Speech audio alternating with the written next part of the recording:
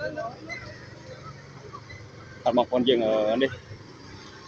ជនសង្ស័យម្នាក់ត្រូវបានលួចអីបានហើយក៏បានសមត្ថកិច្ចធ្វើការអន្តរាគមន៍គាត់ខ្លួនបានជនសង្ស័យម្នាក់គាត់ជាមួយនឹង